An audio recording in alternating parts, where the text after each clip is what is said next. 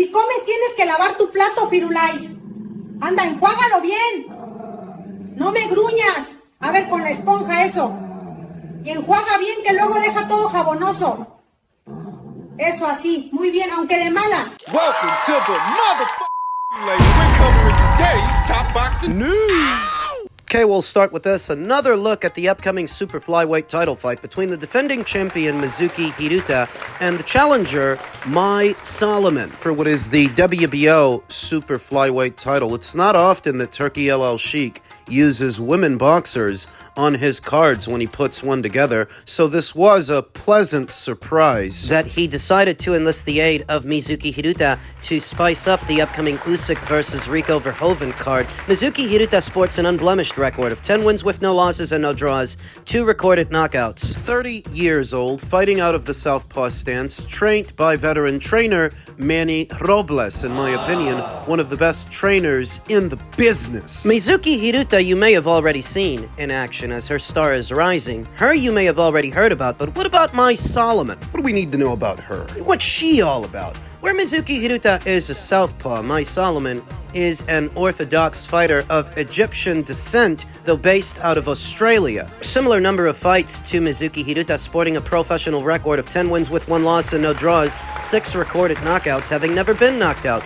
in 11 professional bouts. Last in action in November of last year when she faced a domestic rival in Jasmine Parr, who she stopped in the 7th round of a contest scheduled for 10. Currently on a 4-fight knockout streak, having stopped her last 4 opponents. 9-fight winning streak overall after having dropped a split decision to Beck Moss in September of 2022. Soliman has fought 9 times since then and won 9 times since then. Where the champion Mizuki Hiruta was last in action in November of last year opposite the ring seasoned veteran Gloria Gallardo. Mizuki was actually quite busy in the previous year, having fought 4 times. Once in January, again in May, again in August, then one more time in November. Her you might have seen. Her you might already know about, but what about Soliman? What do you need to know about her? She's an aggressive customer, very game. And very strong. Good physical dimensions for the weight, good power, good combinations. Though having a similar number of fights to Mizuki Hiruta,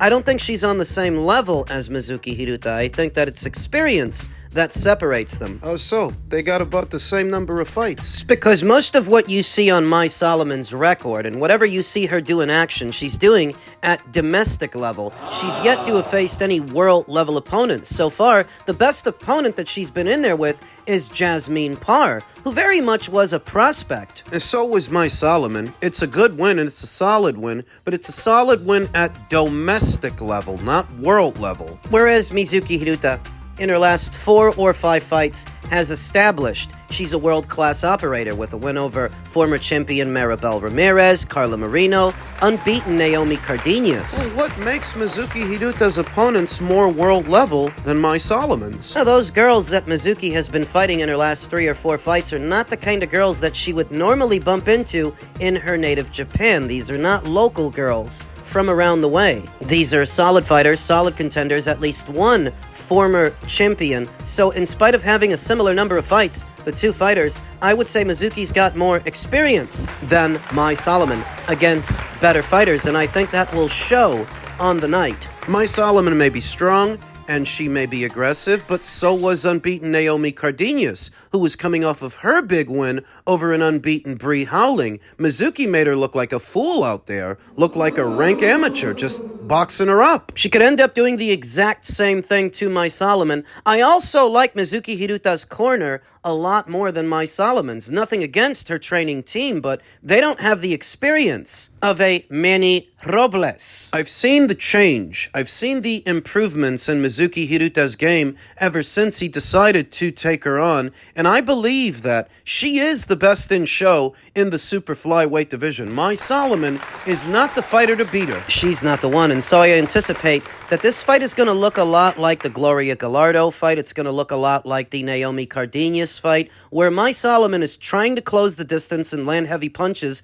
but she's being outmaneuvered and countered by Mizuki Hiruta! Angles are going to be the difference in footwork, movement. They both have power in similar physical dimensions, but what's going to create separation is Mizuki Hiruta's movement. And so I like Mizuki Hiruta to, at minimum, out-hustle my Soliman and win a points decision in a pressure cooker in an action fight. Elsewhere in the world of boxing, you may have heard that Manny Pacquiao has taken over Floyd Mayweather's old gym amid rematch tensions between the boxing rivals. Los Angeles. Manny Pacquiao let the setting speak before he said a word. Inside a boxing gym once tied to Floyd Mayweather Jr. in the heart of Hollywood, Pacquiao walked past a partially finished ring, pointing towards future placements for heavy bags and glancing at a larger-than-life image of his rival that will soon be taken down. The space, which is set to open this summer, already carries its new identity, Pacquiao Prime Boxing. The timing adds another layer.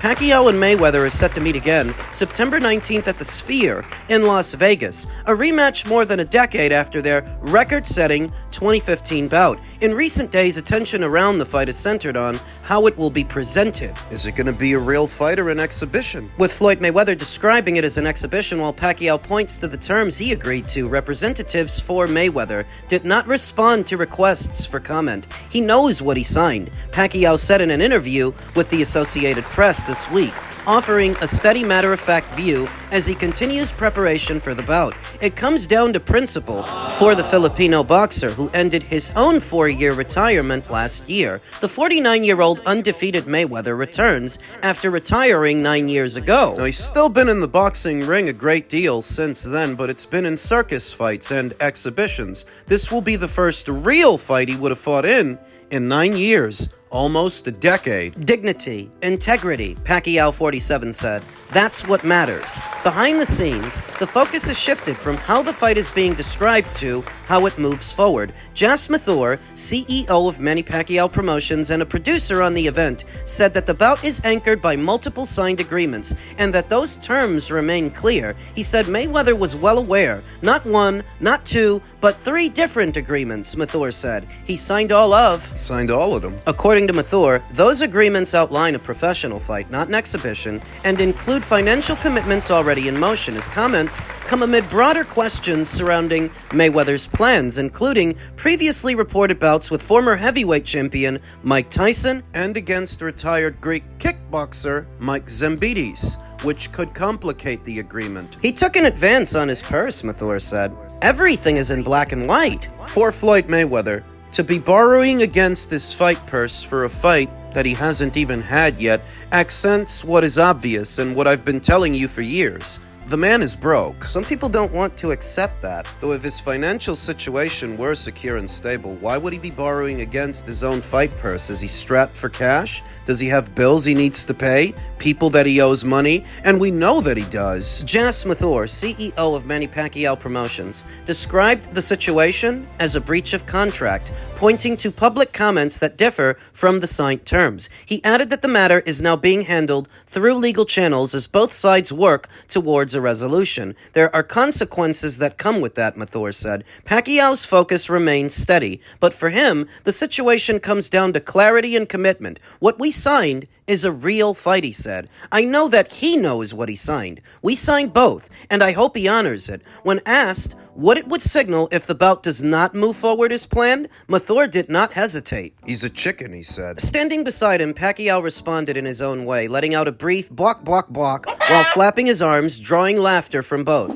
Beyond the immediate stakes of the fight, Pacquiao also addressed the broader conversation surrounding legacy, including how greatness is defined in boxing. It's a discussion that has long included both him and Mayweather. I don't even claim myself as the greatest, said Pacquiao, who noted he's the only fighter to win titles across 4 decades. I let the people say who is the greatest. Taking over a space once associated with Mayweather, especially in the lead-up to a high-profile rematch, carries a natural layer of symbolism. I would call it a layer of karma. Floyd Mayweather prided himself on his money and his unbeaten record more than anything, and now he's out of money, so he's got to leverage the only thing he's got left to get some. His unbeaten record. Take Taking over a space once associated with Mayweather, especially in the lead-up to a high-profile rematch, carries a natural layer of symbolism, but Pacquiao and his team framed the decision through a different lens. While standing in front of Mayweather's image, one that will soon be replaced,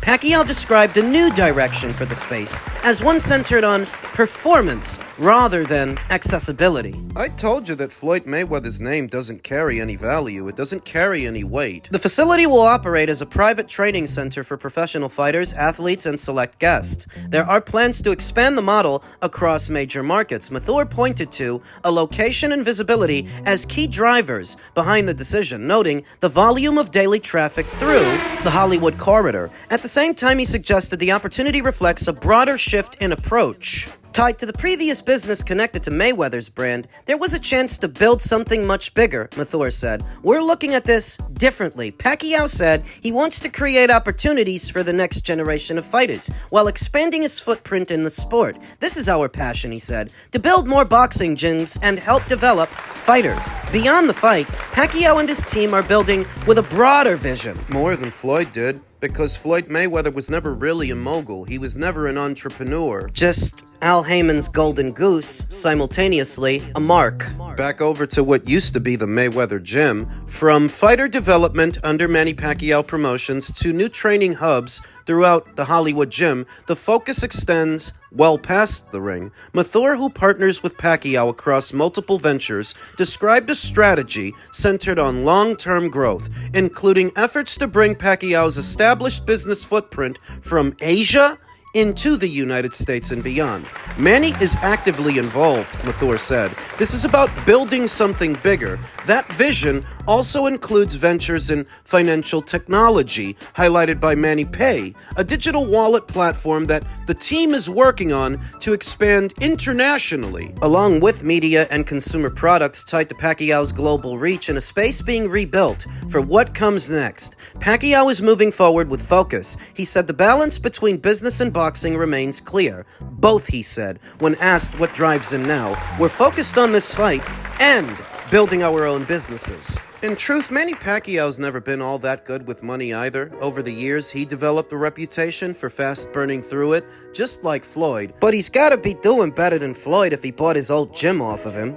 Word on the street is that Floyd Mayweather's been having a high-profile yard sale. Everything must go. The mansions, the private jet. I reacted to the news of Manny buying Mayweather's old gym via social media, to which a guy who goes by the name Stefan the Pain Doctor responded, "Until he wins in the ring, he being Manny, Here we go. nothing means a thing. These weak napkins just want to feel like they are living vicariously through others. Motherfuckers don't even fight, and never fought." Was he mad at me? Looks like it. He claims that I'm living vicariously through someone when it sounds more like you've been living vicariously through Floyd. Because why would you get upset that Manny Pacquiao bought his gym? And why would you get mad at me for talking about it? Because you've been living vicariously through Floyd. That fucking coward. Says a lot about you that that's the kind of piece of shit you look up to, what passes for an idol. Why is it that guys like this always idolize pieces of shit? Why is it that your role models always have to be counterfeit? Just a bunch of degenerates, faking it up until they thought they made it,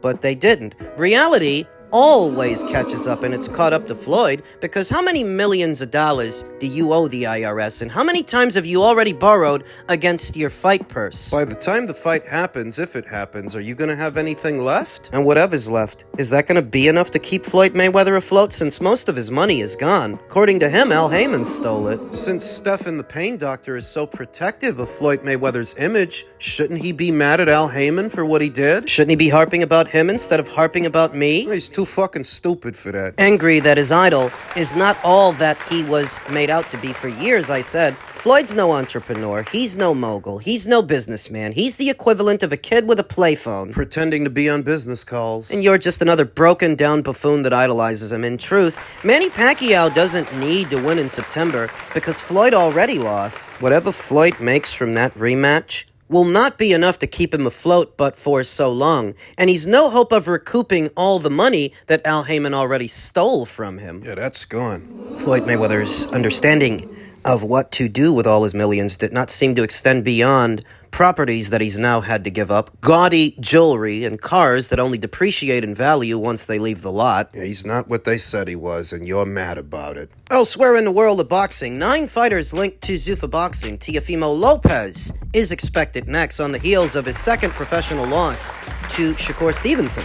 Teofimo Lopez could be the next high-profile fighter to align with Zuffa boxing as the promotion quietly builds its roster around a growing group of managed fighters. The latest trend, sparked by the signings of Conor Benn, Edgar Berlanga, and Richardson Hitchens, centers on manager Keith Connolly's stable. Connolly allowed 3 fighters to sign to the venture spearheaded by Dana White, with Lopez expected to follow. With 3 moves already completed, attention has naturally turned to who might be next. It is a no-brainer to assume Connolly intends to fully align himself with Zuffa after Conor Benn, Edgar Berlanga, and Hitchens have all signed on. So Teofimo Lopez ain't with David McWater no more. He hasn't been with that guy for a while. He's with Keith Connolly now, and once 3 fighters from the same management stable move together, the direction of travel becomes fairly obvious. Lopez now looks like the next logical addition. The former unified lightweight champion was ringside for Conor Benn's recent appearance, and even posed with him afterwards, adding further fuel to reports he could soon jump ship. The takeover They really gotta stop calling him that. also has ties to Riyadh season events, which place him firmly in the orbit of figures now backing Zuffa's entry into boxing. Beyond Lopez, several more Connolly fighters could realistically follow. Names within the stable who could ultimately make the same move include Mark Castro, Sergey Derevyanchenko, Abel Gonzalez, Filip Hrgovic, Adam Kovnowski, Rashad Mati, Harley Medeiros, and Vladislav Sirenko. Some are prospects still building their careers, while others are experienced contenders searching for the right platform. With Zuffa actively signing fighters and openly looking to build a deeper roster, the idea of Connolly offering his wide stable to White is hardly a stretch. The situation also comes in the wake of Keith Connolly's breakdown in relations with Eddie Hearn over Benn's move, a dispute that effectively closed the door on working together again. With that avenue gone, aligning fully with Zuffa boxing becomes the most obvious route forward. Whether every fighter in Connolly's stable ultimately makes the move remains to be seen. However, with Benn, Berlanga, and Hitchens already in place, and Lopez widely expected to follow, the possibility of broader migration now looks increasingly likely. Keith Connolly would not have done so out of the kindness of his own heart. It doesn't take a genius to figure out what his motivations are. He's likely getting some kind of a finder's fee, a bonus, for funneling all these fighters to Zuffa that has deep pockets. Deep enough that he's willing to burn bridges with Eddie Hearn and Matchroom to get at that scratch. And what about Lopez? What can Zuffa do for him? Oh, well, coming off of his second professional loss after having been dominated by Shakur Stevenson, going over to Zuffa might actually not be a bad idea. It'll give him some place to rebuild and regroup. And if he would have stayed the conventional route in regular boxing, there wouldn't be much to talk about, but going to Zuffa keeps his name in the headlines, it keeps him relevant. Zuffa can in turn keep him active and pay him well. Kind of relationship the way you scratch my back and I scratch yours. Zuffa needs familiar names and faces, and Teofimo needs a place to restart. And what is Zuffa Boxing's fledgling welterweight division that is only now taking shape, he could probably clean up over there, depending on how they match him. This could actually be good for him. All that's left is for an official announcement heralding Teofimo's arrival to the fledgling promotion, and we'll see what happens after that.